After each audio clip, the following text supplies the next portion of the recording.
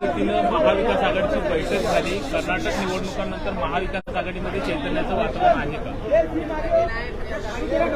कर्नाटकचा निकाल 2 दिवसापूर्वी लागला आणि पवार साहेबांनी उद्धवजी तसंच नाना पटोले, अशोकराव चव्हाण, बाळासाहेब थोरात या सगळ्यांशी संपर्क साधला आणि मला जयंतरावनं आम्हालाही बोलवलं आणि सांगितलं की जरी रविवारचा दिवस असला तरी आपण संध्याकाळी बसायचं आणि तशा पद्धतीनं संजय राऊत साहेब वगैरे सगळे त्या मिटिंगला होते आणि त्याच्यामध्ये चर्चा झाली. खरं तर ह्या मिटिंगमध्ये काय झालं त्याबद्दल तिथं आमच्या सगळ्यांच्या वतीनं असं ठरवण्यात आलं, संजय राऊत साहेब तसंच जयंतराव पाटील आणि नाना पटोलेंनी बाहेर जाऊन साधारण काय चर्चा झाली, कुठल्या पार्श्वभूमीवरती बैठक बोलवण्यात आलेली होती याबद्दलच्या संपूर्ण माहिती मीडियाला काल त्यांनी दिलेली आहे. परंतु कर्नाटकचा निकाल जो लागला आपल्याला सगळ्यांनाच माहिती आहे की पाठीमागं अनेक वर्ष तसं बघितलं तर 2014 सालापासून कालच्या कर्नाटकच्या निकालापर्यंत काही राज्यांचा अपवाद वगळता सातत्याने नरेंद्र मोदींच्या नेतृत्वाखाली केंद्रातले 2 वेळेला सरकार आणि वेगवेगळ्या राज्यातली काही सरकारं आली आणि त्याच्यामुळं साहजिकच भारतीय जनता पक्षामध्ये एक उत्साह पाहायला मिळायचा, त्यांच्यामध्ये एक जोश पाहायला मिळायचा आणि विरोधक तसं बघितले तर थोडंसं डिमोरलाइज झालेले होते. परंतु कर्नाटकचा ज्या प्रकारे निकाल आला आणि संपूर्ण एक्झिट पोलचे अंदाज पण सगळे चुकले, कारण त्यांनी दाखवलेलं होतं 100 ते 110 पर्यंत 115 पर्यंत काँग्रेस जाईल, परंतु काँग्रेस ही जवळपास 135 पर्यंत पोहोचली आणि हे तर एकदम 65 पर्यंत पोहोचले आणि त्याच्यामुळे साहजिकच सगळ्यांचा एकदम उत्साह द्विगुणित झालेला आपण सगळ्यांनी पाहिला. प्रत्येकाने आपली आपली प्रतिक्रिया पण दिली आणि त्याच्यातून पुढची लाईन ऑफ ॲक्शन महाविकास आघाडीची महाराष्ट्रामध्ये काय असली पाहिजे, कशा पद्धतीनं राहिलेल्या पण वज्रमुठीच्या सभा झाल्या पाहिजेत वगैरे वगैरे ह्या सगळ्यावर चर्चा झाली. त्याच्यामध्ये थोडीशी चर्चा की बाबा मागच्या निवडणुकीमध्ये काँग्रेस आणि राष्ट्रवादी काँग्रेसनी युती आघाडी करून निवडणुका लढवल्या होत्या, परंतु यावेळेस महाविकास आघाडी ही धरून शिवसेना उद्धव बाळासाहेब ठाकरे त्याच्यानंतर राष्ट्रवादी काँग्रेस आणि काँग्रेस या तिघांनी 48 जागांच्या बद्दलचं वाटप करावं, कोणत्या कुणी लढायच्या त्या ठरवावं आणि त्याच्याचबरोबर साधारण जर 288 जागांची पण चर्चा करता आली तर ती पण करावी. कारण काहींना असं वाटतंय की कदाचित लोकसभेच्या बरोबरच विधानसभेच्या महाराष्ट्रातल्या निवडणुका होतील असं काही सुतोवाच काही लोकांच्या तोंडून आला. त्याच्यामुळं एकदम ऐन वेळेस निवडणुका लागल्यानंतर धावपळ व्हायला नको म्हणून त्याही बद्दलचं साधारण चर्चा झालेली बरी, अशा पद्धतीनं काल साधक बाधक चर्चा झाली. पण जागा वाटपाच्या संदर्भात काही सूत्र ठरवण्यात आले का किंवा समितीची काही स्थापना नाही? त्याच्या कुठल्याही का जागा वाटप म्हटल्यानंतर काही नावं राष्ट्रवादी देणार, काही नावं काँग्रेस देणार आणि काही नावं शिवसेना उद्धव बाळासाहेब ठाकरे हे देणार आणि त्याच्यातनं मग ते लोक बसतील. आता 2-2 नावं देत आहेत का 1-1 नाव देत आहेत हे अजून काही ठरलं नाही, पण 2-2 नावं देतील असा माझा अंदाज आहे आणि मग 6 लोक जर बसून त्याबद्दलची पुढच्या कशा 48 जागांचं वाटप करायचं आणि 288 जागांची पण कशा प्रकारे साधारण चर्चा करायची. बरं, ह्याच्यामध्ये एक हेही ठरलं की नुसते हे 3 पक्ष नाही तर या 3 पक्षाशी संबंधित असणारे जे मित्रपक्ष आहेत, महाविकास आघाडी ज्यावेळेस स्थापन झाली उद्धव ठाकरे साहेबांच्या नेतृत्वाखाली मुख्यमंत्री म्हणून त्यांना संधी मिळाली आणि त्याच्यामध्ये मी, बाळासाहेब थोरात, आम्ही सगळेच होतो. आम्ही लोक काम करत असताना आमच्याबरोबर इतर पण काही राजकीय पक्ष, भले ते राजकीय पक्ष आमदारांच्या संख्येने लहान असतील परंतु त्यांना पण मानणारा काही मतदार आहे, त्यांनाही मानणारा काही वर्ग आहे, तर त्यांनाही बरोबर घ्यावं असं त्याच्यातल्या अनेकांनी आम्हाला सुतोवाच केला होता. त्याच्यावर त्यांची पण चर्चा झाली, कारण वज्रमुठीच्या सभा होत असताना ह्या सभांच्या मध्ये काही ठिकाणी स्टेजवर आमच्या मित्रपक्षांचे नेतेगण बसले होते, परंतु सभेमध्ये भाषण मात्र 2 शिवसेना, 2 राष्ट्रवादी, 2 काँग्रेस अशा पद्धतीनं झालं. दादा, आज शिवसेनेच्या ठाकरे गटाचे नेते झिरवळकरांना भेटले आणि ज्या पद्धतीनं सुप्रीम कोर्टाने निर्णय दिला आहे तो विधानसभा अध्यक्षांनी लवकरात लवकर शिंदे गटाच्या आमदारांना अपात्र करावं अशी मागणी करण्यात आली. त्याच्यामध्ये मी पण जरा माहिती घेतली. सध्या आपले विधानसभेचे अध्यक्ष राहुल नार्वेकरजी हे परदेशी दौऱ्यावर असल्यामुळं त्यांना शिवसेनेने ठरवलेलं होतं की त्यांना जे काही त्यांचं म्हणणं द्यायचं आहे ते आजच द्यायचं. ते नसल्यामुळं विधानसभेच्या उपाध्यक्षांच्याकडे त्यांनी दिलंय. विधानसभेच्या उपाध्यक्षांनी बहुतेक पोच दिली असेल आणि राहुल नार्वेकर साहेब आल्यानंतर त्यांच्याकडे ते पोच देतील. राहुल नार्वेकर साहेब ह्याबद्दलचा निर्णय घेतील असं मला वाटतं. शेवटी हा स्पीकरचा, डेप्युटी स्पीकरचा अधिकार आहे. ते दोघ जण त्याबद्दलचं ठरवतील. सर, अकोल्यामध्ये कुठेतरी कायदा सुव्यवस्थेची परिस्थिती निर्माण झाली आहे. शेगावमध्ये पण असं दिसलंय, नगरमध्ये दिसलंय. या परिस्थितीकडे कशा पद्धतीने बघतो? अलीकडं ह्या ज्या काही घटना घडल्या अकोल्याच्या संदर्भामध्ये मी पण माहिती घेण्याचा प्रयत्न केला. काही सोशल मीडियामध्ये काही क्लिप व्हायरल झाली आणि ती क्लिप काही समाजाच्या भावना दुखवणारी होती आणि त्याच्यातून एक ग्रुप तिथं अतिशय अग्रेसिव्ह झाला आणि अग्रेसिव्ह झाल्यानंतर ज्या घटना घडलेल्या इलेक्ट्रॉनिक आणि प्रिंट मीडियामध्ये आपण वाचल्या आणि पाहिल्या त्या सगळ्या त्याच्यामुळे घडल्या. वास्तविक ह्या गोष्टीला राज्य सरकारने आवर घातला पाहिजे. कुणी क्लिप व्हायरल केली ही ताबडतोब त्याची शहानिशा केली पाहिजे.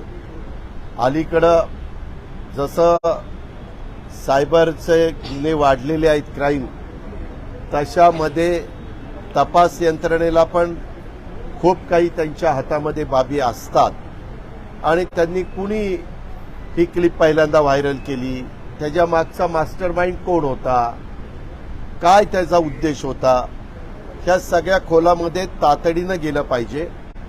हे एका ठिकाणी झालंय, उद्याच्याला ते दुसरीकडे पसरायला वेळ लागणार नाही. काही शहरांच्या मध्ये थोडंसं वातावरण तंग आहे असंही ऐकायला मिळतंय. आपल्या महाराष्ट्रामध्ये कायदा सुव्यवस्था चांगली राखण्याचं काम शेवटी राज्य सरकारचं आणि राज्य सरकारच्या हातामध्ये असणाऱ्या पोलीस यंत्रणेचं असतं. पोलीस यंत्रणेमध्ये राजकीय हस्तक्षेप न होता त्यांना या अशा प्रकारच्या चौकशा करण्याच्या करता पूर्णपणे मुभा दिली तर पोलीस यंत्रणा चांगल्या प्रकारचं काम करू शकते. हा पाठीमागचा अनुभव आहे. आता पुरंदरमध्ये अशोक टेकोडे यांनी आता भाजपमध्ये प्रवेश केला आहे की काय तुमच्याच पक्षाकडून ते आमदार झालेले होते. कुठेतरी त्या कार्यकर्त्याला मीच तयार केलेला होता. त्याला मी पुणे जिल्हा कृषी उत्पन्न पुणे जिल्हा मध्यवर्ती सहकारी बँकेमध्ये डायरेक्टर केलं होतं, चेअरमन केलेलं होतं. त्याच्यानंतर आमदारकीचं तिकीट दिलं. दादा जाधवरावांचं तिथं वर्चस्व होतं, तरी देखील त्या निवडणुकीमध्ये त्यांना आम्ही निवडून आणलं. त्यांनी काम पण केलं. त्याच्यानंतरच्या काळामध्ये तिथं स्थानिक काही आमच्या पक्षांतर्गत त्यांच्या काही लोकांशी जमत नव्हतं. मी अशोकराव टेकोड्यांशी पण चर्चा केली.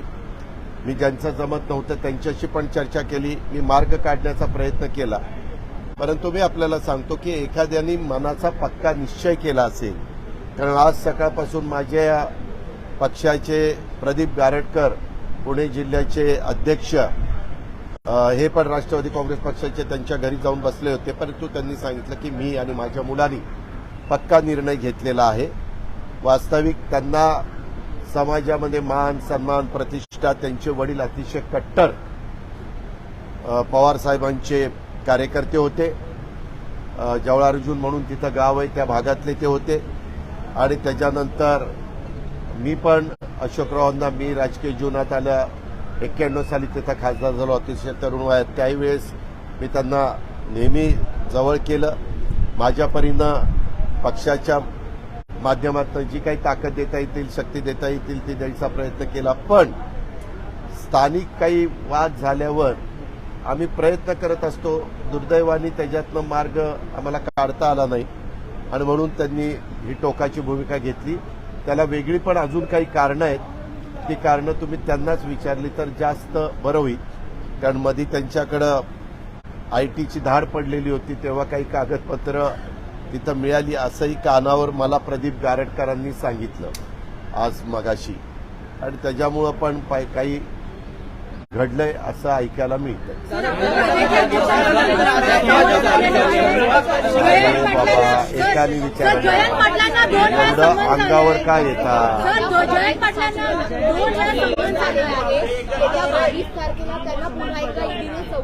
मी पण ती बातमी वाचली काल. जयंत पाटील साहेब आणि मी बरोबरच होतो, परंतु हा विषय काही तिथं निघाला नाही, त्यांनी काढला नाही, मी विचारला नाही, कारण ह्या बाकीच्या गोष्टी चाललेल्या होत्या. परंतु आज माझी जयंतराव पाटलांच्या बरोबर 5 वाजता एक मीटिंग आहे, त्यावेळेस मी त्याबद्दलची माहिती त्यांच्याकडे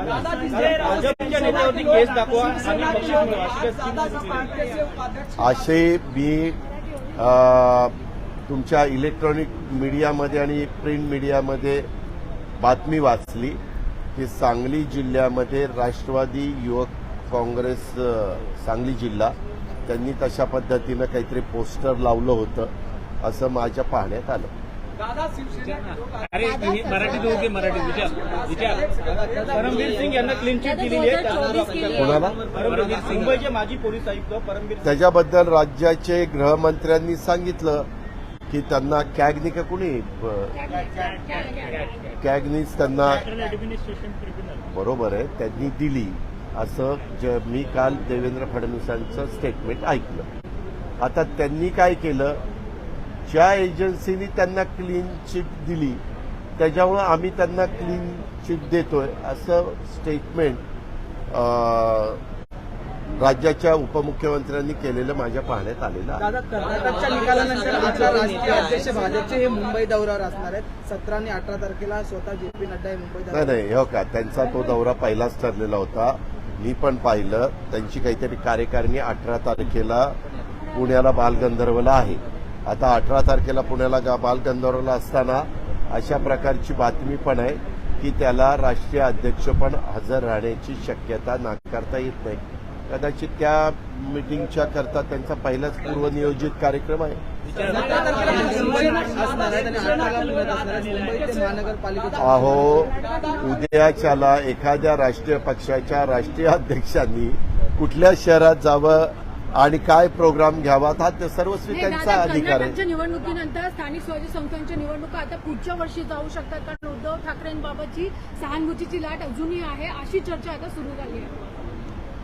ज्यावेळेस निवडणुका घेतील त्यावेळेस आमची निवडणुकीला जाण्याची तयारी आहे. आता मध्यवर्ती निवडणुका लागण्याची शक्यता वाटते का? कारण की जर आमदारांना डिस्क्वालिफिकेशन केलं, आमदारांना अपात्र केलं, तर अशा परिस्थितीमध्ये एक मध्यवर्ती निवडणुका लागू शकतात अशी चर्चा सुरू आहे. कारण की 90 दिवसामध्ये अशी चर्चा सुरू झालेली माझ्याही कानावर आलेली आहे. परंतु माझं स्वतःचं स्पष्ट मत आहे, 288 पैकी यदा कदाचित 16चा काही वेगळा निकाल लागणारच नाही, पण लागला तरी देखील बहुमतावर कुठलाही परिणाम होत नाही. 288 मधनं 16 गेले तरी देखील त्यांचे 272 राहत आहेत आणि 272 मध्ये त्यांना बहुमत क्लिअर आहे. त्यामुळे त्याचा फार काही परिणाम होईल असं आत्ता तरी दिसत नाही. राहुल नार्वेकर जे आहेत अध्यक्ष बनवलेले आहेत आणि व्हीप कोर्टाने सुनील प्रभू यांचं लावलेलं आहे. अशा परिस्थितीत काय राहुल नार्वेकर यांची नियुक्ती ज्यावेळेस झाली त्यावेळेस सुप्रीम कोर्टाच्या म्हणण्यानुसार सुनील प्रभू हे व्हीप होते. त्यामुळे एक प्रश्न शिंदे गटाकडून ठाकरे गटाकडून उपस्थित केला जातो की राहुल नार्वेकर यांची नियुक्तीच अवैध ठरते. हा नवीन मुद्दा पुढे आलेला आहे. आता तुम्हाला माहिती आहे की सुप्रीम कोर्टाच्या 5 बेंचनी जो निकाल दिलेला आहे तो अतिशय व्यवस्थितपणे त्यांनी तो निकाल दिलेला आहे. पण त्या निकालामध्ये त्यांनी असंही सांगितलंय की विधानसभेचे स्पीकर अध्यक्ष हे ह्या 16 लोकांच्या बद्दलचा निर्णय घेतील. कारण आजपर्यंत आपल्या राज्यामध्ये पण जेव्हा जेव्हा घटना घडल्यात अशा प्रकारच्या त्यावेळेस विधानसभेच्या अध्यक्षांनीच त्यांना डिस्क्वालिफाय करण्याचा निर्णय घेतलेला होता. ज्यांनी जे काही हे आहे कायदा आहे पक्षांतर बदलीच्या बद्दलचा, त्या पक्षांतर बदली कायद्याचा भंग केल्यानंतर अरुणभाई गुजराती एकेकाळी 99 ते 2004 साली विधानसभेचे स्पीकर असताना त्यांच्या पुढं अशीच एक मॅटर आलेली होती आणि त्यावेळेस त्यांनी तशा प्रकारे कार्यवाही केली होती, कारण पक्षांतर बंदी कायद्याचा त्या 6 लोकांनी भंग केला. दादा हिंदी में जानना चाहेंगे महाविकास आघाड़ी की कल अरे एक मिनट उनको पूछने दो ना बाबा. शिवसेना के लोग विधानसभा उपाध्यक्ष को मिलकर 16 लोगों पर जल्दी फैसला लेने का जो मामला लेकर आए हैं, कैसे देखते हैं, जबकि अध्यक्ष कुछ देर में नहीं, आज क्या हुआ, वो स्पीकर को मिलने के लिए ही आने वाले थे, लेकिन यहाँ के स्पीकर कुछ इंग्लैंड या लंदन के टूर पे गए हैं, तो अब्रॉड गए हैं, बाहर गए हैं, तो परदेश दौरे के ऊपर वो दौरे पे चले गए हैं, इसीलिए उनको आज ही जो उनका कहना है, यानी शिवसेना उद्धव बाळासाहेब ठाकरे ग्रुप का, वो आज ही उनको सबमिट करना था. तो आज स्पीकर नहीं है, इसीलिए उन्होंने डेप्यूटी स्पीकर के पास दिया है. उसके बारे में डेप्यूटी स्पीकर ने उनको बताया कि 2-3 दिन में स्पीकर आएंगे, मैं स्पीकर के पास आपका जो भी प्रस्ताव है वो भेज दूंगा, उनके हाथ में दूंगा और उसके बारे में स्पीकर डिसीजन लेंगे. महाविकास आघाड़ी कर्नाटक चुनाव में जिस तरीके से हार हुई है बीजेपी की, कल महाविकास आघाड़ी की बैठक हुई, उसमें तय हुआ पुणे में कर्नाटक के मुख्यमंत्री को भी बुलाया जाएगा ताकि बीजेपी को और पीछे किया जा सके महाराष्ट्र. नहीं, कल वहाँ बात करते वक्त वहाँ एनसीपी के, कांग्रेस के और शिवसेना उद्धव बाळासाहेब ठाकरे के सभी वरिष्ठ नेता वहाँ बैठे थे. तब एक ऐसा प्रस्ताव आया कि कर्नाटक में जो अभी चीफ मिनिस्टर बनने वाला है कांग्रेस पार्टी का, वो चीफ मिनिस्टर बनने के बाद जो वज्रमुठ की सभा अपने महाराष्ट्र में हो रही थी, एक छत्रपति संभाजीनगर में हुई, एक बीकेसी मुंबई में हुई, एक नागपुर में हुई, बाकी के बाकी है नासिक, कोल्हापुर, पूना, ऐसे कुछ जगह की बाकी है. तो वो सभा जब लेंगे तब वहाँ के चीफ मिनिस्टर को भी हम बुलाएंगे और उनका भी सत्कार करेंगे, ऐसा वहाँ चर्चा हुई. आपने ये भी कहा कि आने वाली विधानसभा प्राइमरी चर्चा शुरू हो गई है आपके बंटवारा सीट बंटवारों को लेकर के. उसके बारे में कल संजय राउत साहब, जयंत पाटिल साहब और नाना पटोले जी, ये तीनों ने तीनों पार्टी की तरफ से प्रेस को बताया है कि क्या क्या चर्चा हुई और आगे की लाइन ऑफ एक्शन क्या होनी चाहिए या होने वाली है, ऐसी चर्चा कल हुई है. एक सवाल टेक्निकल चीज ये है कि 16 विधायक अगर अपात्र भी हो जाते हैं तो क्या इस सरकार के लिए खतरा होगा क्या? क्योंकि आप मुझे तो बिल्कुल खतरा नहीं दिखाई देता. ये मेरा खुद का कहना है, नहीं तो फिर बाद में ये ऐसा कैसे, ये महाविकास आघाड़ी का कहना नहीं. मेरा जो स्टडी है, मैं 30-32 साल विधायक के नाते महाराष्ट्र में काम कर रहा हूँ, वो देखते हुए 288 में विधायकों में 16 अगर कम भी हुए तो 272 रहते हैं. 272 में उनके पास तो क्लियर मेजॉरिटी रहती है. एक सवाल है, आपने मराठी में ये भी कहा कि संभावित है कि आने वाले दिनों में विधानसभा और लोकसभा चुनाव जो है वो एक साथ होंगे, तो इसको लेकर के कोई स्ट्रैटेजी बनाई गई है क्या महाविकास आघाड़ी में? नहीं, उसके बारे में अभी बात चालू है. क्या है, पार्लियामेंट के चुनाव के पहले राजस्थान का चुनाव है, मध्य प्रदेश का चुनाव है और मेरे ख्याल से छत्तीसगढ़ का चुनाव है. 3 स्टेट का चुनाव है. ये तीनों स्टेट 5 साल पहले जो चुनाव हुआ था तो कांग्रेस के पास गए थे. अभी उसमें से 2 स्टेट कांग्रेस के पास है, 1 स्टेट बीजेपी के पास चला गया है, मध्य प्रदेश का. तो वो चुनाव के बाद पार्लियामेंट का चुनाव आने वाला है. तो पार्लियामेंट के चुनाव के बाद अपने महाराष्ट्र का चुनाव 6 महीने के बाद है.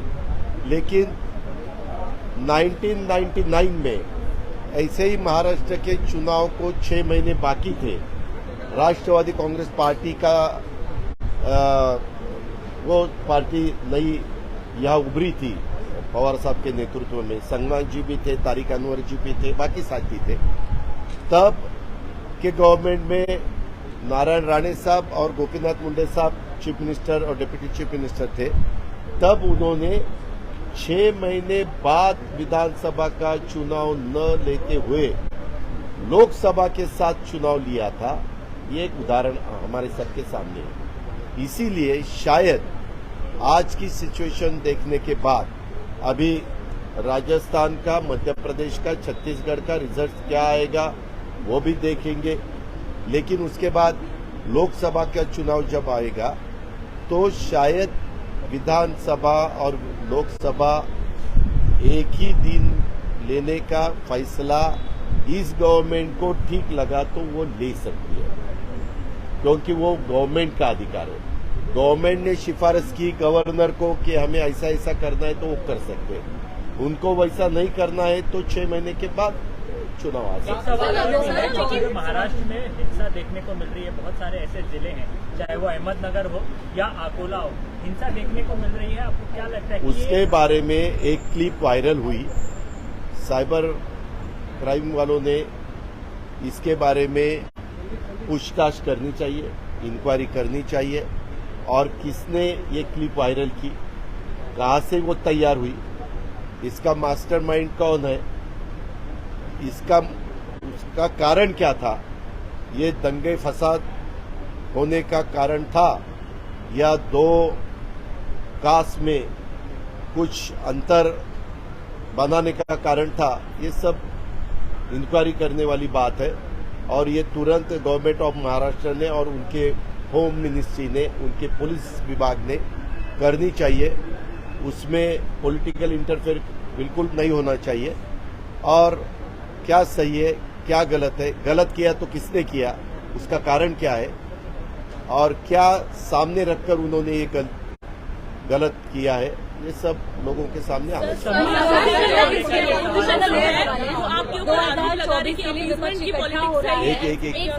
2024 के लिए विपक्ष इकट्ठा हो रहा है, तो राज्य और राष्ट्रीय स्तर पर विपक्ष का चेहरा कौन होगा? क्या नीतीश कुमार, राहुल गांधी या पवार साहब खुद होंगे? उसके बारे में यहाँ चर्चा नहीं होती। यहाँ चर्चा महाराष्ट्र के चुनाव के बारे में होती है। आपने जो सवाल पूछा है वो भारत देश जो है उनके स्तर के वाला सवाल है, उसमें दिल्ली में चर्चा हो सकती है, राष्ट्रीय स्तर पे चर्चा हो सकती है। उसके बारे में मैं कुछ कह नहीं सकता।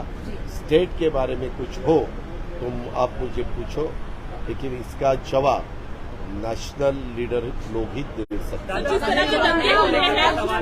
समीर वानखेड़े की जो भूमिका है वो कहीं ना कहीं अब शक के घेरे में, सीबीआई ने FIR रजिस्टर कर लिया है, करप्शन के चार्जेस हैं। एक वक्त में उन्होंने नवाब मलिक के दामाद को अरेस्ट किया था, शाहरुख खान के बेटे को अरेस्ट किया था। अभी उनके खिलाफ इंक्वायरी चालू है। इंक्वायरी खत्म होने के बाद सब कुछ आगे आएगा कि क्या गलत था, क्या सही था, किसका स्टेटमेंट ठीक था, किसका स्टेटमेंट गलत था, वो सब सामने आएगा। आप लोगों को बहुत बदनाम किया था उस दौर में। किया था ना, जब उनके हाथ में कुछ रहता है तो बदनाम लोग करते ही है, ये ऐसा ही चलता है। लेकिन बाद में पता चलता है 6 महीने के बाद, साल के बाद, 2 साल के बाद, 3 साल के बाद। लेकिन बदनामी तो जो होनी है वो हो ही जाती है। महाराष्ट्र में जो चुनाव को लेकर के महाविकास आघाड़ी के जो सर्वे चल रहा है उसमें अगर सीटों की अदला बदली की नौबत आती है, कोई सीट पर कोई दूसरा क्लेम करता है, तो इस पर भी किस तरीके का विचार होगा? उसके बारे में कल प्राथमिक चर्चा हुई। वो चर्चा होने के बाद 2 एनसीपी की तरफ से, कांग्रेस की तरफ से और शिवसेना की तरफ से लोग बैठेंगे। 6 लोग बैठकर उसके बारे में चर्चा करेंगे। और ये चर्चा करते वक्त जिसके पास इलेक्टिव मेरिट वाला कैंडिडेट रहेगा तो एक कुछ सीट के लिए थोड़ा बहुत चेंजेस तो हो सकता है, लेकिन समझो एनसीपी की एक सीट शिवसेना को देने का तय हुआ तो शिवसेना की तरफ से एक सीट एनसीपी को देना पड़ेगा। ऐसे ये चर्चे वाली बात है, बाद में से उसमें रास्ता निकल सकता है। सीटिंग को लेकर बदलने की प्लानिंग तो नहीं हो सकती? जैसे सीटिंग क्या सीटिंग कोई एमएलए है, एमपी है, उसको अगर वहाँ दूसरी पार्टी क्लेम करे तो उस पर नहीं, उसके बारे में कुछ भी चर्चा नहीं हुई। जब ये 6 लोग बैठेंगे वो उसके बारे में चर्चा करेंगे। उनके स्तर पे डिसीजन हुआ तो बहुत अच्छा है, उनके स्तर पे डिसीजन नहीं हुआ तो ऊपर वाले फाइनल अथॉरिटी वाले उसके डिसीजन लेंगे। कर्नाटक में जिस प्रकार बदलाव नजर आया, वही फॉर्मूला महाराष्ट्र में अपनाने की कोशिश महाविकास आघाड़ी की किस प्रकार होगी? नहीं, कल महाराष्ट्र महाविकास आघाड़ी की बैठक हुई, उसके बारे में चर्चा हुई। आगे जब जाएंगे तब सब मिलके जाना चाहिए लोकल बॉडीज के चुनाव हो या विधानसभा के चुनाव हो या लोकसभा के चुनाव हो, ऐसे बात हुई, लेकिन वो प्राथमिक बात थी, पहले स्तर की बात थी, और आगे तो बहुत कुछ बातें होने वाली है। उसके बारे में कल तो उद्धव ठाकरे साहब भी वहाँ थे, हमारे पार्टी के पवार साहब और जयंत पाटिल में हम सब भी थे, और कांग्रेस के भी सभी लीडर थे, यदि नाना पटोले, अशोक चौहान, बाला साहेब थोरात, भाई जगताप, नसीम खान, ऐसे सब लीडर वहाँ पर, और सबके मन में यही था सब मिलके ठीक तरह से वोटर्स के सामने जाना चाहिए, लोगों के सामने जाना चाहिए, और उसमें अपने में बिल्कुल मतभेद नहीं होनी चाहिए। दादा सुधीर मुनगंटीवार इन्होंने कहा है कि सुबह की जो शपथ विधि हुई थी वो उद्धव ठाकरे को सबक सिखाने के लिए हुई थी। उसके बारे में नो कमेंट्स। दादा महाराष्ट्र में जो वायलेंस हो रहा है, अपोजिशन ये आरोप लगा रहे हैं कि अपीसमेंट पॉलिटिक्स है और ये कहीं ना कहीं एनसीपी और कांग्रेस की ओर से। मेरा ये कहना है सेंट्रल की सभी एजेंसीज उनके हाथ में है, रूलिंग पार्टी के हाथ में, स्टेट की सभी एजेंसीज उनके हाथ में है, तो दोनों सेंट्रल और स्टेट की एजेंसी को बताओ कि इसकी इंक्वायरी करो, और इंक्वायरी पॉलिटिकल हस्तक्षेप बिल्कुल नहीं होना चाहिए, इंटरफेयर बिल्कुल नहीं होना चाहिए, और ये न होते हुए इंक्वायरी जब हो जाएगी तब सच बाहर निकलेगा कि किसका है, कौन किसकी गलती है।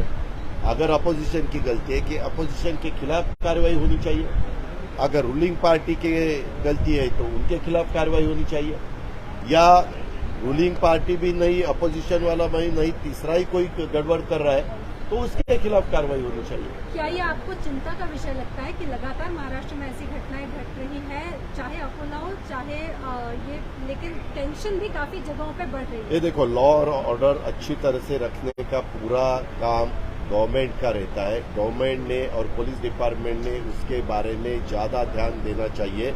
Chief minister, deputy chief minister, home minister है, ये उनका काम है।